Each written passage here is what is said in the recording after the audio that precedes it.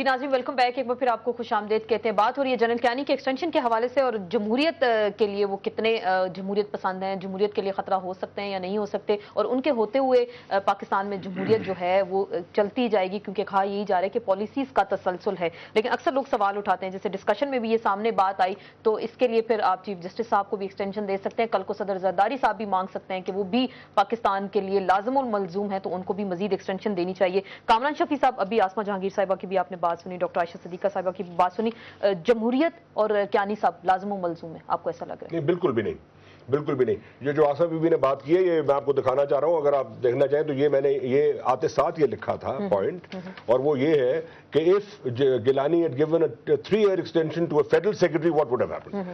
میں تو اگر ایک فیڈرل سیکرٹری کو 3 بھی چھوڑیں جی، 1.5 سال بھی ایکسٹینشن دی ہوتی نا، آج ایک طوفان مچا ہوتا اخبار میں.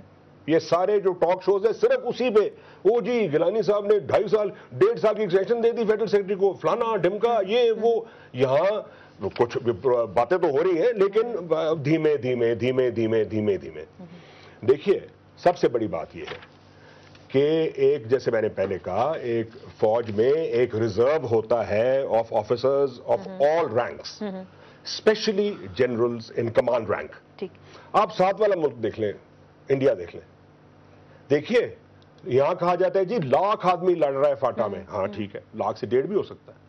وہ بھی تو 5 لاکھ فوج لے کے بیٹھے ہیں، نیتے کشمیریوں کو مار رہے ہیں انڈینز. وہاں بھی تو لڑائی ہو رہی ہے کہ نہیں؟ بالکل ہو رہی ہے. وہاں تو کسی چیف آف آرمی اسٹاف کو نہیں ملی کبھی ایکسٹینشن. تو پاکستان میں کیوں؟ سوال یہ پیدا ہوتا ہے کہ 3 سال وہ پاکستان میں نوکری ایسا کیوں کرتا ہے، ہوتا ہے؟ 3 سال کے بعد چلا جاتا ہے، بات ختم ہوگی.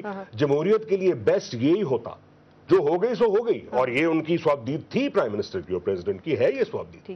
لیکن یہ غلط فیصلہ اس لیے ہے کہ جمہوریت کو آپ نے چلانا ہے تو دوسرے جرنیل بھی ہیں، وہ بھی پاکستانی ہیں، وہ بھی محب وطن ہیں.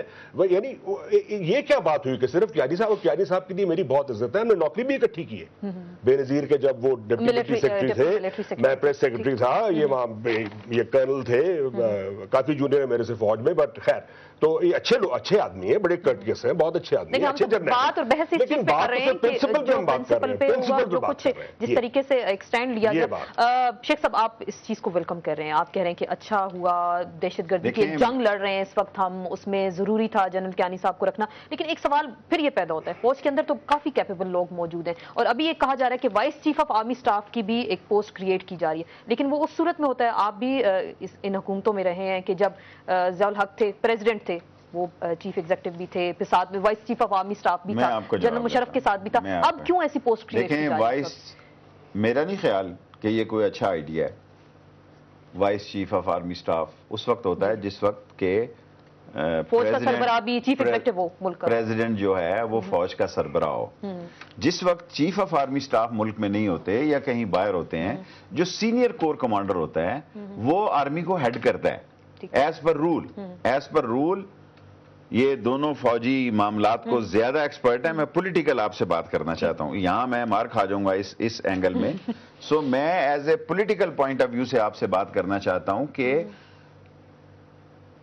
جس وقت آرمی چیف ملک میں نہیں ہوتے یا کہیں اور ہوتے ہیں یا کہیں ملک سے باہر ہوتے ہیں، جو سینئر کور کمانڈر ہوتا ہے he become as a acting chief of army staff.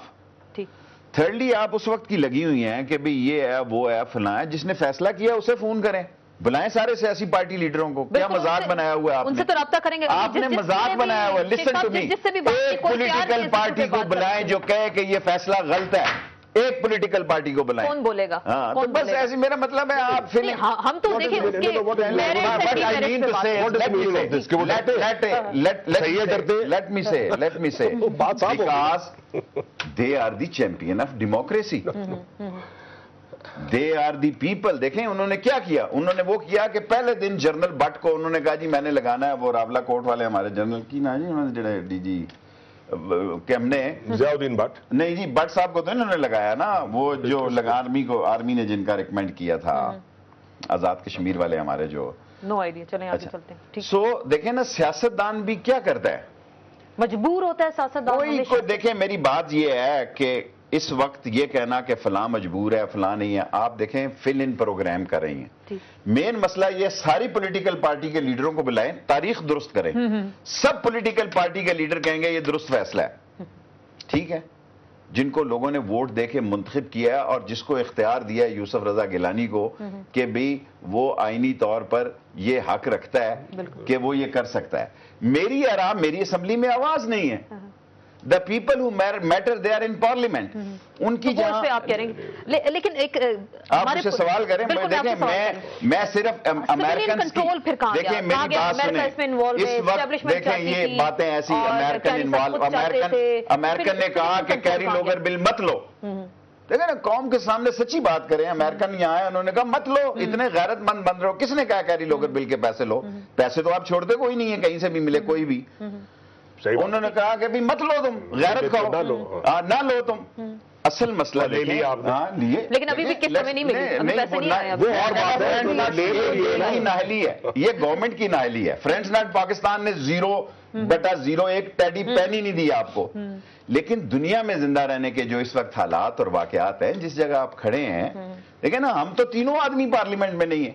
جو پارلیمنٹ میں ہے میجر پارٹیاں, میجر کمپوننٹ, سب خاموش ہیں. تو میں نے کوئی 1.25 لاکھ داتا درباری تعویض تو نہیں دینا اس پارلیمنٹ کو یہ کھاؤ اور اس کے مخالف بولو. ہم تو پولیٹیکل اس کے میرٹس اینڈ ڈی میرٹس پہ بات کر رہے ہیں. میرٹس یہ ہے, دیکھیں میرٹس یہ ہے, جمہوریت کے لیے خطرہ ہے. میرٹس یہ ہے, دیکھیں میرٹس یہ ہے. اس سے پہلے بھی کئی ایکسٹینشنیں انور شمیم صاحب کی ہوئی, ٹھیک ہے, ایئر چیف کی ہوئی, ٹھیک ہے ہوئی. کیوں نہیں کامران صاحب, اگر میں غلط کر رہا ہوں میری اصلاح کر دینا. مجھے نہیں آتی وہ ضیاء لگنے کی ہوگی. اور اس وقت یہ کہنا جمہوریت ہر کوئی آدمی کہتا ہے. دیکھیں فوج میں جمہوریت کے خلاف یا جمہوریت کے حق میں فیصلہ ایک آدمی کا نہیں ہوتا, سب کا ہوتا ہے, سب کا یونانیمس ڈیسیژن ہوتا ہے. اور اگر یہ کہا جائے کہ اس ضرور دیکھیں میں اپنی رائے, ان کا مجھ سے اعتراض ہو سکتا ہے, میرا نقطہ نظر ان سے مختلف ہو سکتا ہے, کیونکہ جب صدر مشرف کا مارشل لا لگا تو مشرف آسمان پہ تھا. مشرف جو ہے اس کو گراؤنڈ ریالٹی کوڈ ورڈ سے پوچھ رہا تھا کہ کیا ہو رہا ہے اور کیا نہیں ہو رہا. تو پوری فوج اپنے کمانڈر کے ساتھ. دیکھیں یہ سارے یہ دونوں حضرات, کیونکہ یہ عسکریت کے معاملات کو ان کی زیادہ سٹڈی ہے, میں ایز اے پولیٹیکل ورکر یہ سمجھتا ہوں کہ فوج میں ایک آدمی کوئی فیصلہ نہیں کر سکتا, یہ ٹیم کا فیصلہ ہوتا ہے. کامران صاحب ایسے ہی ہوتا ہے؟